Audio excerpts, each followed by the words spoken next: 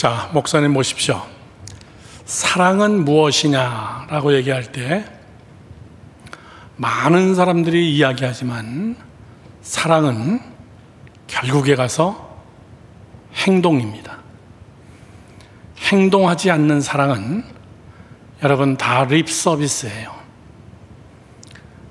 예수님이 비유로 말씀하시다가 어느 사람이 길을 가다가 길거리에서 떼강도를 만나가지고 굉장히 매맞고 죽게 돼가지고 믿는 물건도 다 빼앗겼어요. 그런데 사람들이 지나갑니다. 거기는 제사장도 지나가요. 종교인도 지나갑니다. 유대인들도 지나갑니다. 지나가면서 뭐라 그래요? 아이고 참 불쌍하다. 어려운 일 당했구나. 그러고선 그들은 다 도망갔습니다. 자기의 길로 다 갔어요. 그런데 이방인 중에 어느 한 사람이 그를 자기 나귀에다가 태워서, 그리고 그 당시에 뭐 병원은 없었겠죠. 여인숙 같은 데 가서 주인에게 자기가 있는 돈을 주면서 이 사람을 잘 돌봐주세요. 먹을 거 주시고 잘 치료해 주시고 돈이 모자라면 제가 다시 와서 또 드리도록 하겠습니다. 예수님께서 뭐라 그럽니까? 누가 참 이웃이냐라고 얘기할 때, 누가 참 이웃이냐라고 얘기할 때는 마음이 아닙니다. 마음을 많이 쓰는 자를 얘기하는 게 아니에요. 누가 사랑을 실천했느냐, 그거를 이야기하는 거예요. 사랑은 액션이에요. 말에 있지 않습니다. 저는 오늘 뉴스를 잠깐 봤는데 정말 멋지다. 우리 우크라이나에 아무도 모르게 급작스럽게 러시아가 우리 후퇴한 사이에, 영국 시간으로 오늘 아침인가요? 영국의 총리가 우크라이나 수도 키이우에 딱 나타난 거예요. 대통령이 나타난 거죠. 극비리에. 그것이 동영상으로 올라왔는데 젤렌스키 우크라이나 대통령하고 영국 총리하고 키이우 그 폐허가 된 길거리에서 둘이 만나가지고 악수를 딱 하는 겁니다.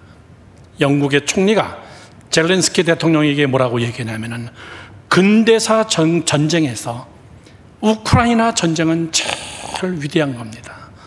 당신들은 전쟁의 영웅입니다. 나는 당신을 존경합니다. 그리고선 몇 사람 총든 경호원들과 같이 함께 우크라이나 키이우 한복판을 쫙 다니면서 시찰하고, 나와 있던 동네 사람하고 같이 함께 이야기를 같이 함께 나누고, 영국의 총리가 왔다는 이야기를 듣고 어느 여자가 자기 집에서 만든 도자기 2개를 들고 길거리에 뛰어나와서 하나는 자기 나라 대통령 젤렌스키에게 주고 하나는 영국 총리에게 주면서 같이 함께 사진을 찍어요. 또 이렇게. 그 전날에 누가 왔었죠? 우크라이나의 키이우에 EU 집행위원장 여자가 또 극비리에 거기를 나타난 거예요. 대단한 여자죠. 유럽 EU의 대표입니다. 우리는 당신 나라를 끝까지 도울 겁니다. 당신 나라를 끝까지 지원할 겁니다. 제가 여기서 이런 얘기하면 또 천주교가 발칵 들고 일어날지도 모르겠지만 수요일 날 남수단으로 도망가면 돼.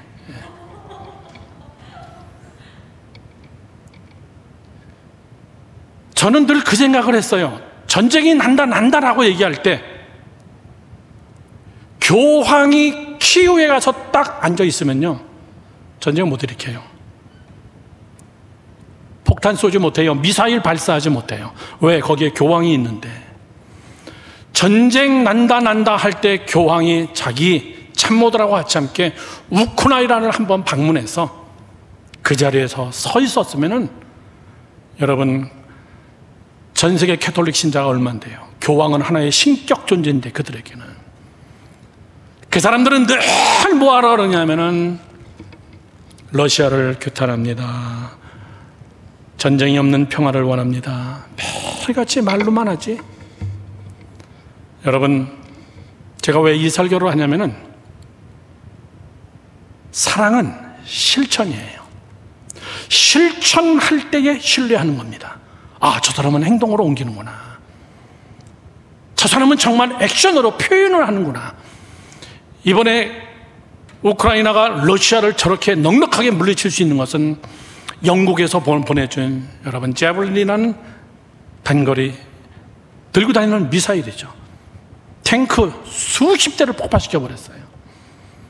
영국에서 다 지원해 줬습니다. 엄청난 무기를 영국에서 지원해 주고, 이번에 키우 한복판에서 둘이서 같이 함께 손 붙잡고 한 이야기도 앞으로 계속해서 몇천억 원어치 무기를 계속 우리는 보내줄 겁니다. 내가 로마 교황이었다면 난 거기다가 호텔 하나 얻어놓고 하루 종일 있을 거예요. 그러면 전쟁 안 나. 그러면 수천 명 안 죽어요. 수많은 젊은 군인들 그렇게 죽지 않습니다. 엄청나게 많은 이재민들 나지 않습니다. 말을 하지 말고 행동을 하라고 얘기해요. 영향력이 있는 당신이라면 하나님이 우리에게 요구하시는 것이 뭐냐면은 행동하는 자. 오늘 설교의 제목이 뭐죠? 신뢰예요. 쟤는 신뢰할 수 있구나. 행동하는 것을 보니까 신뢰할 수 있구나. 여러분, 하나님께서 우리를 사랑한다, 우리를 사랑한다, 우리를 사랑한다 이렇게 말로만 하시는 하나님이 아니라 하나님은 친히 사람의 몸을 입고선 그렇게 하고 이 땅에 오신 거예요. 액션, 사랑을 공개적으로 행동으로 그리고 보여준 거예요. 그리고 그분은 이 땅에서 33년 동안 거하시다가 그리고 이번 주일 종려주일 그분은 나귀를 타고 예루살렘 성에 입성하고 그리고 금요일 날 로마 군인들에게 잡혀서 심판받고 하루 만에 그냥 처형당하고 십자가에서 돌아가십니다. 그게 사랑이에요. 오늘 사실 여러분 우리 설교의 제목은 신뢰입니다. 신뢰. 다 같이 시작. 신뢰. 누구를 신뢰하겠느냐 그 얘기입니다. 하나님은 우리를 행동하는 자를 신뢰하시고 움직이는 자를 신뢰하시고, 저렇게 영국의 여러분 총리가 극비리에 우크라이나 그 위험한 땅 수도에 딱 나타나서 손을 붙잡아주고 당신은 위대한 대통령입니다. 당신은 이 시대에 최고의 전쟁사를 쓴 사람이고 당신의 이 나라와 이 전쟁은 영원히 역사에 기록될 겁니다. 여러분 얼마나 신뢰할 만해요. 말만 했습니까? 나타났습니다. 나타나만 했어요? 여러분 천문학적인 돈을 지금 지원해주고 있어요. 대한민국은 육군 대위 한 명이 갔다고 그거 가지고 법으로 심판하냐? 어디에 있냐? 돌아오면 어떻게 처벌해야 되냐? 난 이런 거 보면서 차원이 다르구나. 사랑의 차원이 다르고 국가의 방침이나 생각의 차원이 다르구나. 사랑하는 젊은이 여러분, 신뢰가 뭡니까? 저를 보세요. 신뢰는 대한민국도 요즘은 있죠. 점수가 있습니다. 저 사람의 크레딧이 몇 점이냐. 목사님이 미국에 있을 때 미국의 목사님 크레딧이 굉장히 높습니다. 왜 높은지 알아요? 사람마다 다 크레딧 점수가 있습니다. 그 사람의 이름하고 소셜 세큐리티 넘버, 우리로 얘기하면 주민등록 번호를 치면은 한 사람 한 사람의 크레딧이 점수로 나옵니다. 500점, 600점, 700점, 800점. 목사님은 탑 클래스예요. 왜냐하면 목사님의 이름으로 모든 것들을 다 했기 때문에, 내가 다 사인했기 때문에, 교회를 살 때도, 수백만 불짜리 교회를 살 때도, 교회 자동차를 살 때도, 교회 건물이나 모든 것을 살 때, 교회 자동차 몇 대를 살 때도 다 제가 사인했기 때문에. 그런데 그런 것들을 하나도 어기지 않고 잘 모든 것들을 다 냈기 때문에 제 크레딧 점수가 엄청나게 높아요. 사람마다 크레딧 점수가 있어요. 신뢰할 수 있는 사람, 저 사람 몰라, 봐야 돼. 또 저 사람 몰라, 결혼식장에 같이 들어와야 결혼하지, 몰라. 왜? 크레딧, 신뢰. 사랑하는 젊은이 여러분들, 여러분들이 오늘 어저께 목사님이 이미 다 카톡으로 다 보내줬지만은 예배 안내서에 여러분이 제일 신뢰하는 게 뭐예요? 여러분이 제일 신뢰하는 게 뭡니까? 솔직한 이야기로, 아주 솔직한 이야기로 다 돈을 신뢰합니다. 예수를 믿으면서도 뭐니 해도 머니를 신뢰해요. 돈은 힘이에요. 돈은 든든합니다. 눈에 보입니다. 그래서 돈은 능력이고 돈을 신뢰합니다, 사람들이. 그래서 돈을 신뢰한다는 것은 사람을 신뢰하는 것을 사랑하게 되어 있고 집중하게 되어 있고, 사람은 신뢰하는 것에 시간을 쏟게 되어 있고 자기의 생을 막 갖다 바치는 거예요. 그 신뢰하는 것을 얻기 위해서.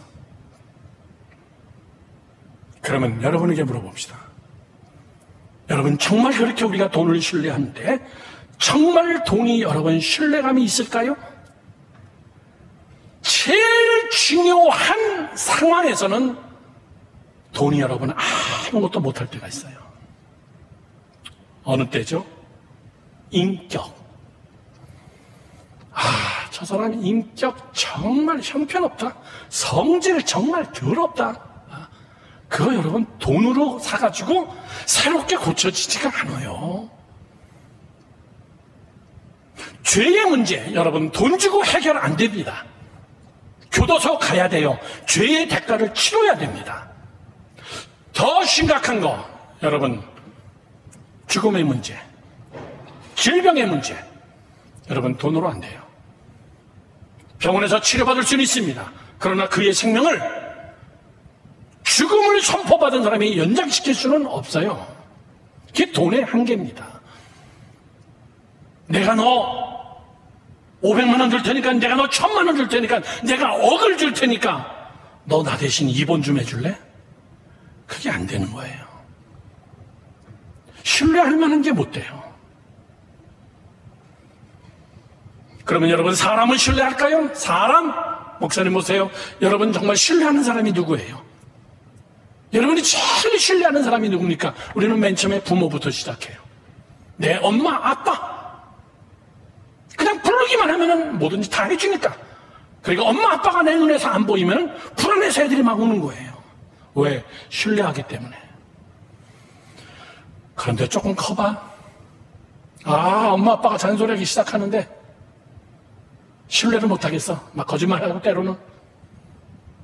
그러다 보니까 친구를 신뢰합니다. 친구를 신뢰하다 보니까는 그 다음엔 여러분 내 이성을 신뢰합니다.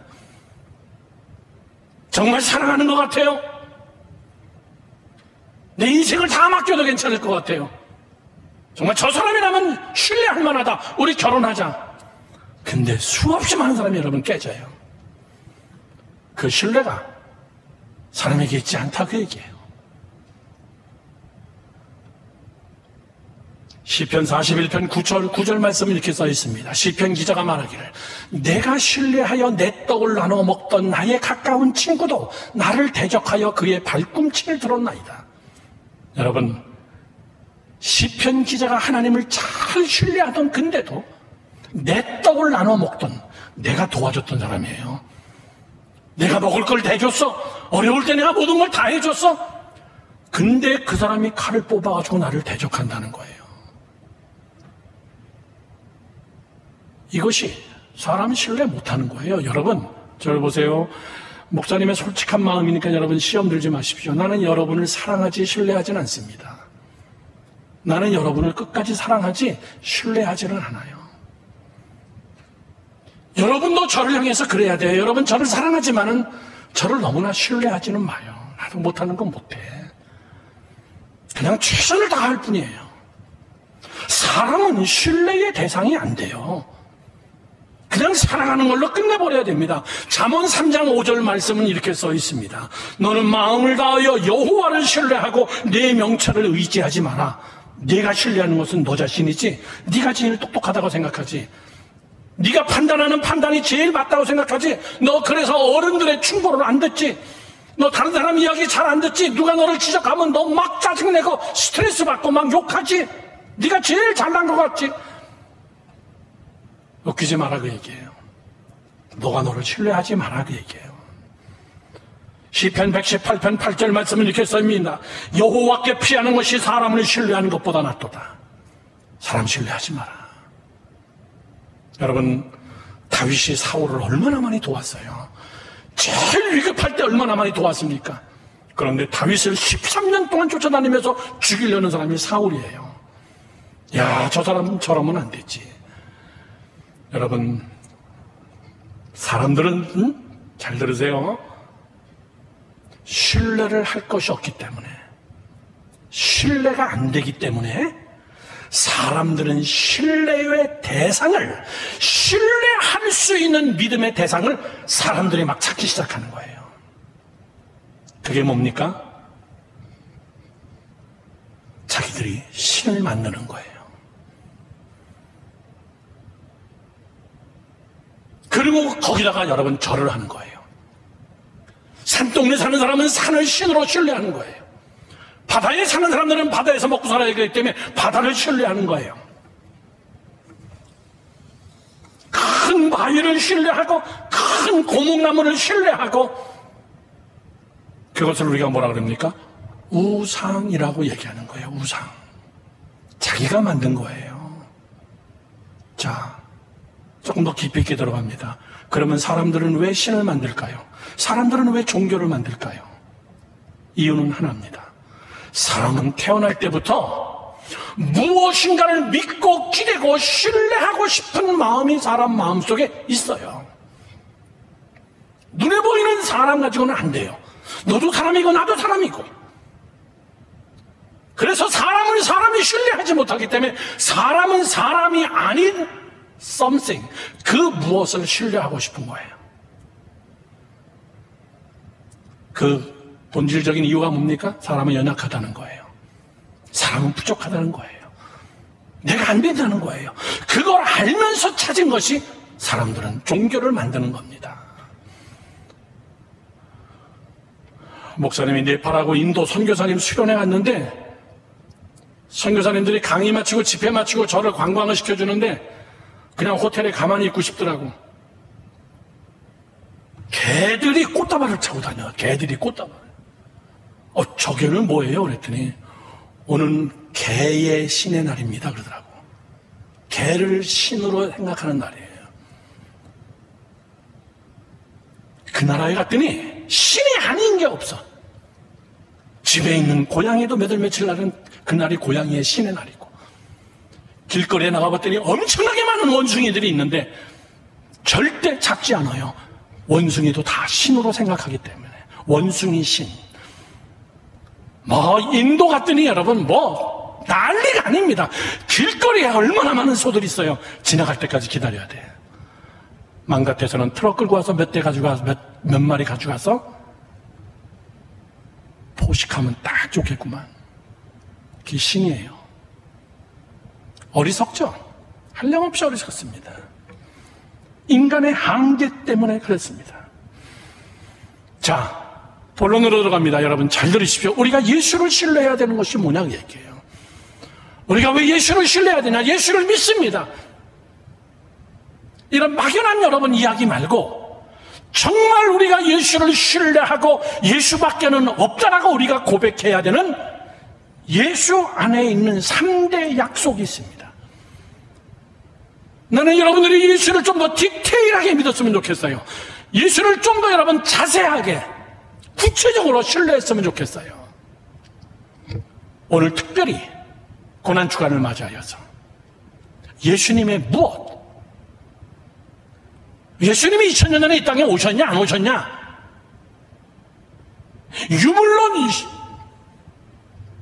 이런 걸 얘기하는 게 아니에요. 무신론 이런 걸 얘기하는 게 아니에요.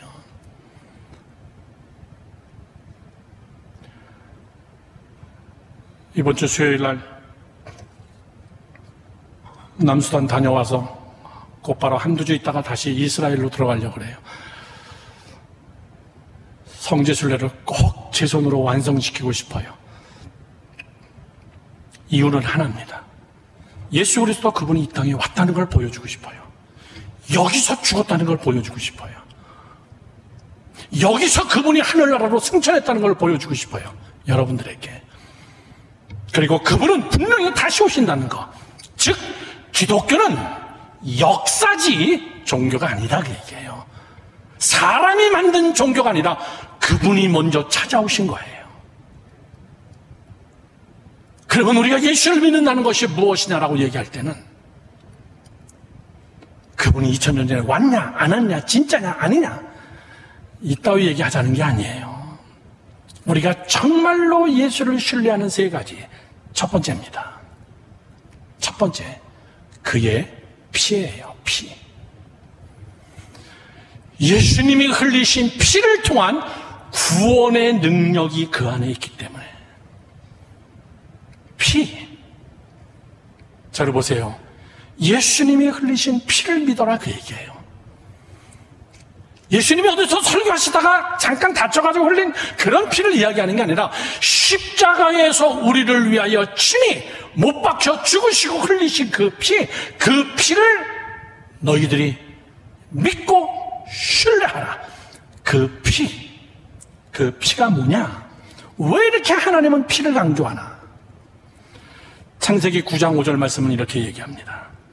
내가 반드시 너희의 피, 곧 너희의 생명의 피를 찾으리니 짐승이면 짐승에게서, 사람이나 사람의 형제면 그에게서 그의 생명을 내가 찾으리라.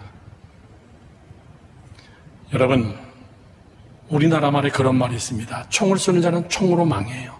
이 성경 구절이에요. 내가 그 핏값을 찾겠다, 그 얘기예요. 난 푸틴이 어떻게 죽는지 똑바로 보고 죽고 싶어. 난 먼저 안 죽을 거야. 이 세상에 여러분, 독재자들 보십시오. 죄를 행했던 자들 보십시오. 칼을 썼던 자들 보십시오. 구테타를 일으켰던 사람들 여러분 보십시오. 형제나 사람이면 그에게서 그의 생명을 내가 찾으리라. 네가 피를 흘리게 했으면 난 너에게서 핏값을 찾을 거야. 이게 하나님의 법칙이에요. 민수기 35장 33절은 이렇게 얘기합니다. 너희는 너희가 거주하는 땅을 더럽히지 말라. 피는 땅을 더럽히나니. 뭐가 땅을 더럽혀요? 피가 더럽히는 거예요. 피 흘림을 받은 땅은 그 피를 흘리게 한 자의 피가 아니면 속함을 받을 수가 없느니라, 그 얘기예요. 푸틴은 여러분 엄청나게 많은 전쟁을 일으켰어요. 우크라이나 외에도. 이 러시아는 파키스탄 전쟁, 여기 시작으로 크림반도 때 전쟁. 저는 가장 빠른 시간 안에 우크라이나 들어가기 위해서 그저께 우크라이나 선교사님을 만났어요. 그 우크라이나 선교사님은 우크라이나에서 25년, 30년 이상 일하시는 분인데 그분의 사역이 전쟁 나기 전서부터 고아원을 했어요. 그 고아 애들이 다 커가지고 18세, 20세가 됐는데 크림반도 그 전쟁 때 자기네 고아원 애들이 12명이 전쟁 나가가지고 다 죽었어. 한 명도 못 건졌어. 자기 아들 같은 애들인데. 그 이후에 다시 중고등학교 애들, 고아들을 또다시 키웠는데 걔네들이 이번에 또 다 전쟁에 다 나갔어요. 아직 생사를 확인을 못하겠대요.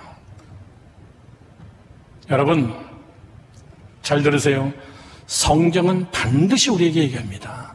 너 남을 피 흘리게 하면 내가 너에게서 핏값을 찾을 거야. 너 땅을 더럽히지 마. 죄를 짓지 마. 나는 너에게서 죄의 값을 찾을 거야. 사람은 어떤 거를 가지고 태어납니까? 왜 이렇게 피를 하나님은 강조할까? 반드시 피의 제사를 드려라. 왜? 사람의 피에는 여러분 생명력이 있기 때문에 그래요. 생명력. 그 생명력 속에 죄가 있다는 거예요. 아담 이후의 모든 인간들은 죄성을 가지고 태어났어요. 사람은 가만히 놔두면 여러분 거룩해지잖아요. 사람은 가만히 놔두면 반드시 타락해요. 누가 죄를 안 가르쳐도 사람은 그냥 여러분 죄 짓면서 타락하게 돼 있어요. 왜? 피해 문제 때문에.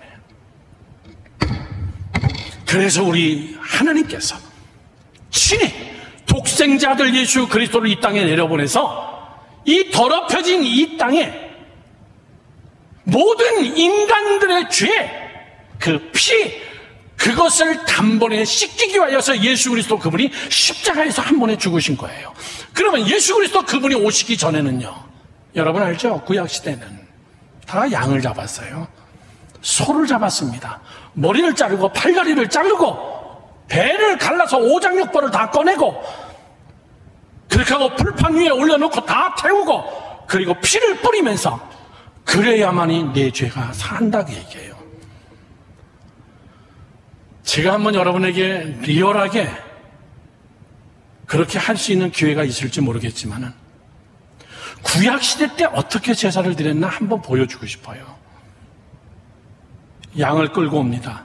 그러면 제사장은 끌고 온 사람의 손과 양의 머리에 제사장의 손을 같이 얹고 기도하는 거예요. 하나님, 오늘 지우가 이런 죄를 져가지고 이렇게 해서 피 흘림이 없이는 용서 안 받는 것이 없다 그래서 오늘 양을 끌고 왔습니다. 지우의 죄가 이 양에게 다 가고 양의 피를 하나님이 받으셔서 지우의 죄를 하나님이 용서해 주세요. 개인의 용서입니다. 민족적인 대번제를 드리는 1년에 한 번씩 제사장이 이스라엘 민족 전체를 위하여서 한 번 또 제사를 드려요. 그리고 둘은 손을 얹고 여호와 하나님 앞에 아멘 하면은 내가 고백하는 죄가 양에게 다 가는 거예요. 그러면 제사장은 옆에 차고 있는 칼을 뽑아가지고 그리고선 양의 머리를 내리쳐요. 그러면 피가 팍 튑니다. 그러면 그릇에다가 그 피를 다 받아 넣는 거예요. 그렇게 하고 옆에 있는 제사장들이 껍질을 벗기고 레위기서에 자세하게 나와요. 네 다리를 다 잘라버리고 배를 갈라가지고 오장육부를 다 꺼내내고 그렇게 하고 비계도 다 털어내고 그렇게 하고 그것을 번제단 위에 올려서 불에 태우라 이렇게. 그 피는 어떻게 할까요? 피는 불타고 있는 그 번제단 옆에다가 피를 쫙 뿌리는 겁니다. 그렇게 하고 제사장은 마지막 조그만 그릇에 그 양의 또는 염소의 또는 소의 피를 가지고 제사장은 대제사장 성소 안으로 들어가는 거예요. 제사장은 거기서 다시 한번 하나님의 법궤 앞에서 성소에서 그것을 뿌리는 겁니다. 하나님, 지우가 하나님 앞에 죄사함 얻기 위해서 양을 가지고 와서 그리고 하나님이여 다 제사를 치렀습니다. 마지막 하나님이여 이 피를 하나님 받아주세요. 그리고선 제단에다가 그걸 다시 한번 뿌리는 거예요. 피. 그런데 그것이 예수님으로 인하여서 예수 그리스도 그분으로 인하여서 그 피의 제사가 다 끝내버린 거예요. 그래서 그날 예수님이 십자가에서 다 이루었다 그 말을 하고 운명하시는 그 순간에 성소에 있는 휘장이 쫙 찢어진 거예요. 누구든지 들어와라 그 얘기예요. 왜? 예수님이 다 피 흘렸다는 거예요.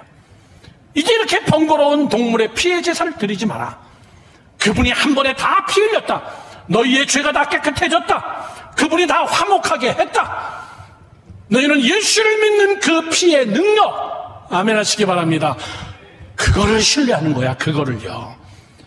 2000년 전의 사건이었지만은 예수 그리스도 그분이 이 땅에 오셔서 흘렸던 그 피, 시간과 공간을 초월한 그분이 흘린 피를 나를 위하여 흘린 것이기 때문에 하나님 내가 믿습니다라고 얘기할 때는 여러분이 죄가 다 사해지고 하나님의 자녀가 되는 권세를 주시고, 보세요. 오늘 여러분의 발로 걸어서 여기 나와서 성전에 다 앉아있잖아.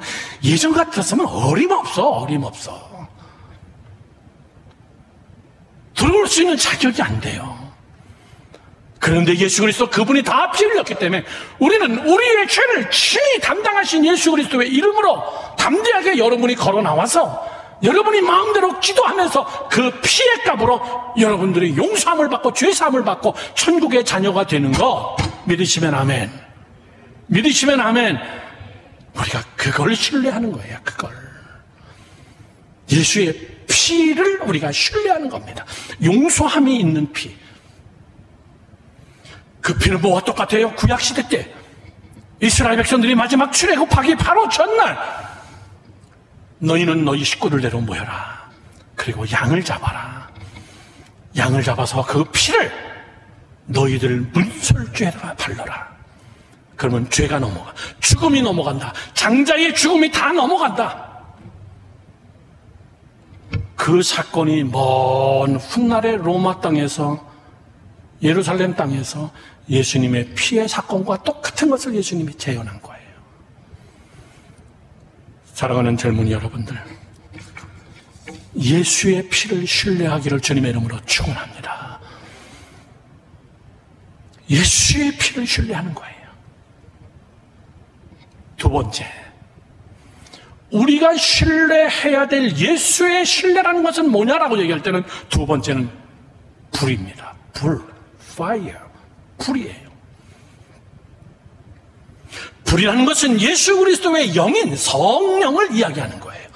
예수 그리스도, 그분은 내가 다른 보혜사, 내 영을 너에게 보내주겠다는 거예요. 내가 성령을 너에게 보내주마. 예수님이 피를 흘리신 예수님의 역사는 끝났어요. 예수님이 우리에게 베풀어야 될 그분의 피의 능력은, 여러분, 예수님 그분이 친히 피를 흘리시면서 예수님의 사역은 끝났어요. 그리고 그분은 하늘로 부활 승천하시고, 그리고 자기의 영, 하나님의 영, 그거를 40일 이후에 보혜사 성령을 우리에게 보내주신 거예요. 저를 보세요. 예수를 신뢰한다는 것은 그분이 보내주신 그분의 영을 신뢰하는 거예요. 아멘 하시기 바랍니다. 지금도, 이 시간에도, 여러분이 거하는 곳에, 사도행전 2장 3절에서 4절 말씀을 보면 이렇게 써 있습니다. 그날에 마가의 다락방에 제가 여러분하고 같이 함께 성지순례 가서, 여기 가서 내가 여러분들하고 성찬식은 꼭 하려고 그래요. 여기서 다시 한번 성령이 임했던 그 다락방에서 한번 모여서 같이 함께 찬양하고 기도하고 싶어요. 의미죠. 그때에 마치 불의 혀처럼 갈라지는 것들이 그들에게 보여 각 사람 위에 하나씩 임하여 있더니 그들이 다 성령의 충만함을 받고 성령의 말하게 하심을 따라 다른 언어들로 말하기를 시작하니라. 이렇게 써있어요. 저를 보세요.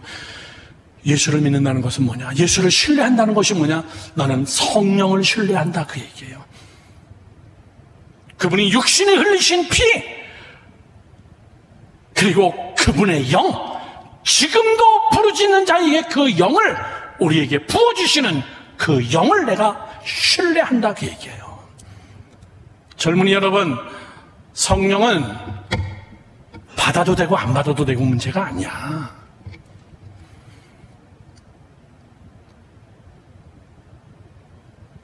성자 예수 그리스도의 시대는 피 흘림의 역사로 끝났어요. 지금은 익스텐션, 그분의 시대가 계속 연장되면서 그의 영의 시대가 지금까지 여러분 이어지고 있는 거예요. 그분의 영. 그래서 너희는 물과 성령으로 거듭남을 받아야 된다 그래요. 자, 여기 아주 중요한 이야기를 합니다. 왜 성령 충만을 받아야 되나? 왜 불은 그렇게 중요하냐, 그 얘기예요. 자, 과학적으로 이야기합시다. 인류가 여러분 문명화되기 시작하는 것은 불의 역사예요. 불을 사용하는 유일한 동물은 사람밖에 없어요. 불. 돼지가 추워가지고 자기들끼리 모여가지고 부싯돌로 불 펴가지고 돼지들끼리 추위를 이겼다더라. 그런 거 없어요. 인간만 불을 사용해요. 불은 두 가지가 굉장히 중요합니다. 불은 성령과 똑같아요. 예수 그리스도 그분은 똑같아요. 예수 그리스도 그분의 영은 불이에요. 아, 뜨거워! 이런 불이 아니라, 불은 첫 번째 빛을 발합니다. 믿으시면 아멘. 믿으시면 아멘. 지금 우리는 전기가 있어도 굉장히 좋죠. 그러나 아프리카나 아주 시골 같은 데 가면요, 지금도 여러분 밤에는 불 비춰요. 불입니다. 불은 밝게 길을 만들어줘요. 여러분 안에 성령이 없으면, 여러분이 성령을 신뢰하지 않으면, 물론 성령이 여러분에게 거하지도 않지만 여러분은 어떻게 행동하게 돼 있고 어떤 길로 가게 되냐면 여러분은 그냥 어둠의 길로 가게 돼 있어요. 그런데 그것이 빛의 길이라고 착각하고 가는 거예요. 그것이 올바른 길이라고 착각하고 가는 거예요. 우리가 예수 그리스도를 신뢰한다는 것은 그분이 나의 빛이 되신다는 거예요. 두 번째, 불은, 이 설명이 조금 여러분 쉬우면서도 까다로운데, 불은 에너지를 만들어냅니다. 에너지를. 새로운 것을 만들어내요.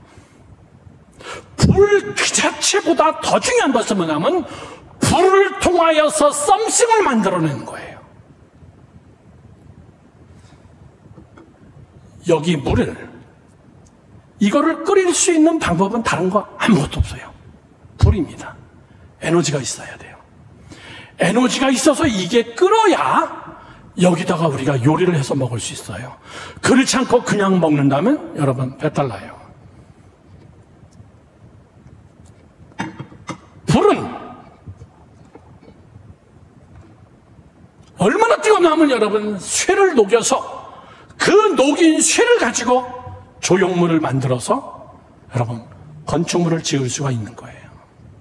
그게 다 불이에요. 땅속에 묻혀있는 여러분 많은 철광석들, 이런 것들을 다 캐내오지만 결국 마지막에는 불이에요. 불이 그것을 다 녹여서 거기서 철제만 걸러내서 그걸 녹여서 그걸로 원하는 것들을 만들어가지고 사람이 쓰는 거예요. 자, 중요한 이야기는 뭐냐면은 불은 에너지이면서 크리에이션, 무엇인가를 창조하는 근원이에요. 성령이 여러분 안에 거하면은 여러분들을 통하여 성령은 여러분들을 통하여서 내 안에서 무언가 새 일을 이루어내요. 믿으시면 아멘. 그래서 성령을 의지하는 거예요. 고린도전서 12장 7절에서 11절 말씀 여러분 잘 제가 읽어봅니다. 사람에게 성령을 따라서 이런 유익함들이 나타나게 하려 하심이라. 어떤 사람에게는 성령이 임하니까는, 자 여기서 설명하면서 갑니다. 지혜의 말씀을, 성령이 임했더니 이 불이 나를 태워가지고 지혜와 말씀, 언변술이 뛰어나고 지혜의 사람으로 하나님이 만들더라, 그 얘기예요. 그게 뭐라고요? 성령. 어떤 사람에게는 같은 성령을 따라 지식의 말씀을 똑똑해지는 거예요.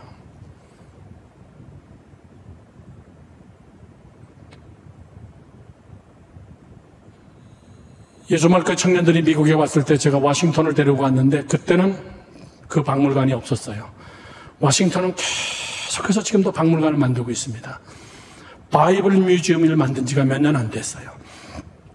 그 바이블 뮤지엄에 가면은 성경에 대한 전체를 다 만들었는데 그 중에 성령을 통하여서, 말씀을 통하여서 변화된 사람, 미국을 움직인 변화된 사람들을 다 동상으로 만들어 놨습니다. 무슨 일이든지.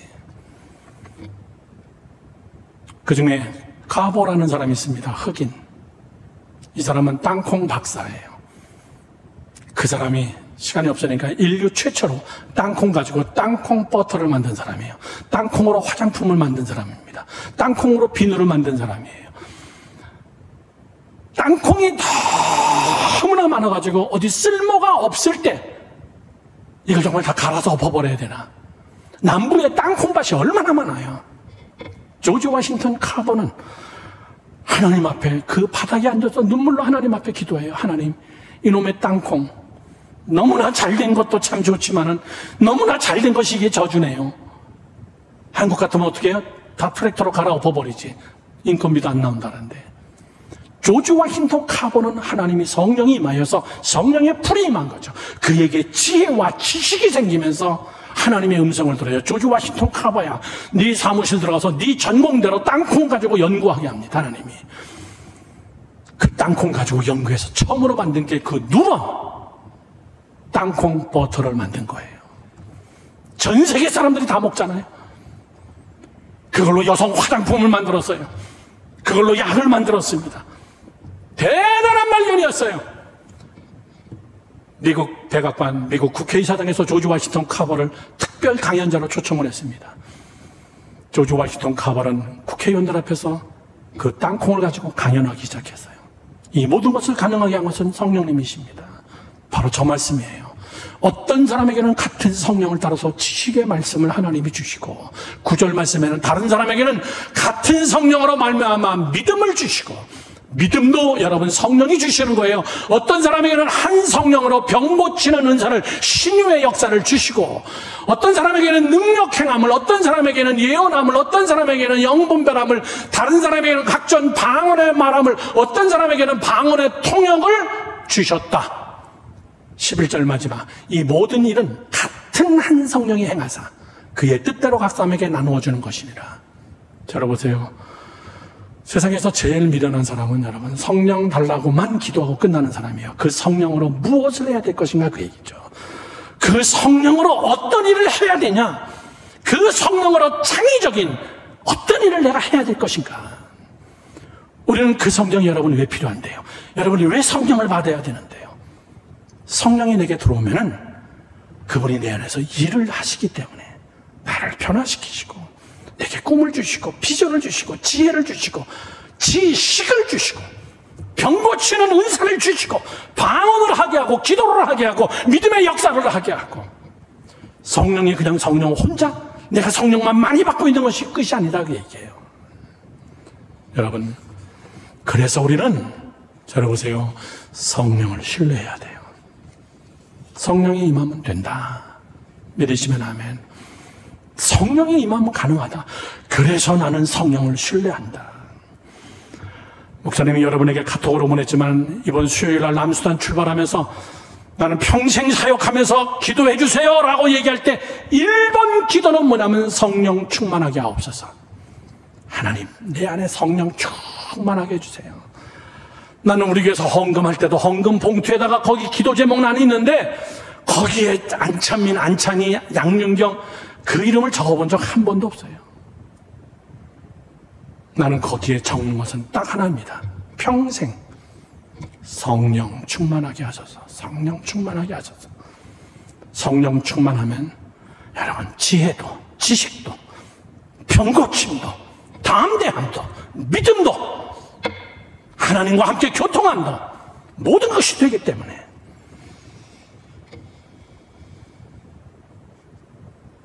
성령 충만하면 여러분 아이디어가 생겨요. 성령 충만하면 여러분 지식이 생깁니다. 성령 충만하면 사람보다 여러분 깔보지 못해요. 그래서 우리는 예수를 신뢰한다는 것은 그분의 영을 신뢰하는, 자기 힘으로 사역하는 사람이 있어요. 성령 충만하게 사역하지 않고 자기 힘으로 사역하는 사람들, 자기를 신뢰하고. 빌립보서 3장 3절 말씀은 이런 사람들 향해 이렇게 얘기합니다. 하나님의 성령으로 봉사하며 그리스도 예수로 자랑하고 육체를 신뢰하지 아니하는 우리가 곧 할례파니라.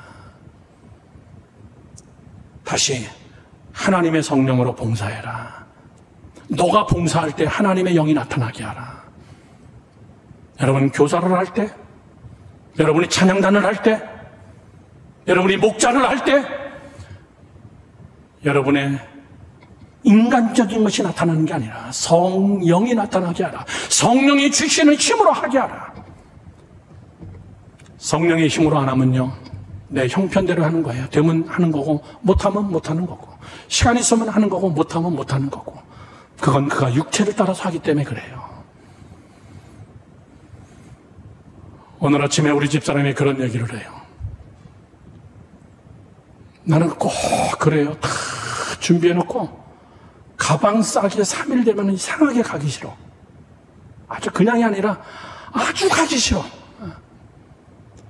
이번에는 또 가서 PCR 검사 또 해야 되고, 그 다음에 가방도 싸야 되고, 선교사님 필요한 거 물건 또 챙겨야 되고, 그것도 끌고선 공항 나가야 되고, 엑스레이 통과해야 되고, 옷 벗고선 또 막 수색 받아야 되고, 비행기 기다려야 되고, 그거 13시간, 18시간 타야 되고, 너무너무 싫어, 가기가. 꼭 일주일만 되면. 인간적으로 그렇죠. 선교사님이, 목사님, 여기 남수단은 먹을 게 없습니다. 알아서 먹을 거 챙겨오세요, 그러더라고. 내가 뭐라고 썼게? 못 챙겨갈까요? 이렇게 쓰려다가 그냥 선교사님 먹는 거 같이 먹고 그냥 끝냅시다. 아무것도 안 싸갈 테니까. 여러분, 육체를 따라서 하면은 하기 싫은 건 하기 싫어요. 불편한 거 싫어요. 이제 60이 넘고 60 중반이 되니까는 불편한 거 싫어요. 그러나 내 안에 성령 충만하면, 성령이 나를 함께 하시는 그 성령이 이끄시는 거. 그래서 마지막 가서, 그 선교지에 가서 보면은 오기 잘했다. 오기 잘했다. 하나님이 나를 여기 보냈구나. 이번에는 남수단 내전 때문에 생긴 고아들 엄청 많습니다. 내 마음속엔 고아원을 생각하고 가지만 선교사님과의 마음이 통할지 모르겠어요. 하나님이 어떤 지혜를 주시겠죠. 하나님이 어떤 마인드를 주시겠죠. 그래서 나는 성령을 신뢰합니다. 여러분, 무엇을 하든지 제발 여러분들 기분 내키는 대로 하지 마. 가면 가고 못 가면 못 가는 거고, 피곤하면 못 하는 거고, 하면 하는 거고. 그건 여러분 성령이 없이 행하기 때문에 그럽니다. 성령을 신뢰하지 않았다는 거예요. 왜 우리는 성령을 받아야 되고 성령을 신뢰해야 되냐? 나는 이 구절을 굉장히 좋아하거든요. 요한복음 16장 13절입니다. 그러나 진리의 성령이 오면 그가 너희를 모든 진리 가운데로 너희를 인도할 것이다. 그가 스스로 말하지 않고 오직 모든 것들을 말하며 장래의 일을 너희에게 알리시리라. 난 성령을 신뢰하는 것 중에 이 구절을 나는 제일 사랑해요. 그가 모든 진리 가운데로 너희를 인도할 것이다. 이게 뭐예요? 저를 보세요. 해답적으로 이끌 거다, 그 얘기예요. 성령이 없으면 너는 길이 뭔지 몰라. 성령이 네 안에 없으면 너는 돈만 따라가. 성령이 네 안에 없으면 넌 사람만 쫓아가. 재미있는 것만 쫓아가. 그리고 넌 사망의 길로 가. 그러나 너는 잘 모르지만 성령이 너희에게 임하시면 성령이 너를 진리 가운데로 끌고 가. 가서 보니까는, 이야, 기차다. 어떻게 여기까지 하나님이 나를 이끄셨지? 난 정말 성령님을 신뢰해. 그래서 미래 속에도. 그 다음에 뭐래 그랬어요? 아까 그 구절 다시 한 번만 올려주세요. 장래의 일을 너희에게 알리시리라. 보이는 거예요. 비전이 보이는 거예요. 목사님도 지금 계속 남수단 가면서 기도하는 것이 뭐냐면, 하나님 가서 봐야 될 것을 보게 해주세요. 해야 될 것을 보게 해주세요. 아낌없이 물질을 쏟아 부을 수 있는 10년, 20년 프로젝트를 하나님 보게 해주세요. 이번 주일날 우크라이나 선교사님 만나서, 선교사님 곧 돌아가실 텐데, 들어가도 괜찮은 비행기가 뜨고 비자가 발급되면 제가 곧바로 갈게요. 이스라엘 갔다가 곧바로 넘어가도 괜찮습니다. 선교사님, 제가 보기에는 우크라이나는 줄잡아 20년은 해야 됩니다. 하나님이 보게 하실 겁니다. 저는 선교사님 말만 듣고 덜렁 뭘 하진 않습니다. 선교사님을 의심해서가 아닙니다. 사랑하는 젊은이 여러분들, 여러분은 젊잖아. 성령을 신뢰하기를 주님의 이름으로 축원합니다. 아멘이시죠? 그게 예수를 신뢰하는 거예요. 마지막 세 번째는 뿔입니다. 뿔. 능력의 뿔이에요. 자, 여기서 여러분에게 그림 하나를 보여드리겠습니다. 이 그림 하나면 모든 게 다 해결될 거예요. 뭐죠? 저겁니다. 성전 안에 들어가면은 성전 마당에 있는 번제단이에요. 석쇠가 되어 있고 그 밑에는 여러분 불이 있습니다. 그리고 사방에 뾰족뾰족한 뿔이 있습니다. 레위기서를 보면 하나님께서 모세에게 번제단을 만들 때는 재질은 뭘로 하고 니구토기는 뿔을 갖다 달아라 이렇게 했어요. 그 뿔은 뭐냐? 제사장에게 말하기를 양을 잡고 그 피를 저 번제단 옆에다가 쫙 뿌린 후에 피를 손가락에다가 찍어서 그 뿔에다가 발을 찌니라 이렇게 써 있어요. 왜 그렇죠? 피와 뿔은 능력의 상징이에요. 옛날에 바이킹들, 옛날에 여러분 전투했던 군인들을 보면은 전쟁에 나갈 때 투구를 쓰는데 여기에 뿔 달린 걸 했어. 왜? 용맹, 능력을 상징하기 때문에. 뿔은 능력의 상징이에요. 여호와는 나의 구원이시니 내가 누구를 두려워하여 여호와는 나의 방패요 나의 구원의 뿔이시니라 그랬어요. 예수 그리스도는 능력이기 때문에. 여러분 능력이 어디서 오는데요? 여러분의 머리에 저를 보세요. 예수의 피가 발라져야 돼요. 예수의 피가. 여러분의 비전에 예수의 피가 발라져야 돼요. 그러면 여러분 능력이 있어져요. 능력. 예수의 피가 없는 사람은 자기의 피가 있어요. 내가 이거 하려고 얼마나 피 받는데, 내가 이거 하려고 얼마나 수고했는데, 내가 이거 하려고 얼마나 많은 피를 흘렸는데 자기만 증명이 돼요. 그러나 내 비전 속에, 내 계획 속에 예수의 피가 발라지는 이거를 얘기해요. 그래서 시편 18편 2절 말씀은 이렇게 얘기합니다. 여호와는 나의 반석이시여 나의 요새시여 나를 건지시는 이시여 나의 하나님이시여 내가 그 안에서 피할 나의 반석이시여 나의 방패시여 나의 구원의 뿔이시여 나의 산성이로다. 믿으시면 아멘. 결론적으로 아까 그 그림을 다시 한 번만 보여주십시오. 저것이 예수님의 모형이에요. 목사님하고 구약 성경 공부하고 신약 공부한 다음에 그 다음에 마지막 세 번째 성막을 강의하려고 해요. 저거를 자세히 연구하면 레위기서에 나오는 말씀 그것이 그대로 예수 그리스도를 의미해요. 피, 불, 뿔. 저 안에 있는 세 개 단어예요. 예수는 누구냐라고 얘기할 때는 우리가 머리가 나쁘기 때문에 다 한 글자로 된 게 얼마나 다행인지 몰라. 예수는 누구냐? 그분은 피. 저 번제자는 뭐냐? 불이 있어야 된다. 저 번제자는 뭐냐? 구원의 뿔이 있어야 된다. 다 같이 피, 크게 피, 불, 뿔. 다시 한번 시작. 피, 불, 뿔. 시작. 피, 불, 뿔. 그게 예수 그리스도예요. 우리는 그거를 신뢰하는 겁니다. 그것이 여러분 안에 강하게 남아있는 여러분 되기를 주님의 이름으로 축원합니다. 저는 마지막 이 찬송을 부르고 싶어요. 우리 잘 아는 찬송이죠. 오 신실하신 주 내 아버지요. 하나님은 신실해요. 하나님은 말해놓고 지키지 않은 적 한 번도 없습니다. 하나님이 우리에게 약속하신 여러분 구약의 예언의 말씀들은, 저는 성막의 말씀들은 여러분 변치 않습니다. 나는 여러분들이 이 신실하신 하나님을 신뢰하면서 여러분의 미래가 멋지게 펼쳐지기를 주님의 이름으로 축원합니다.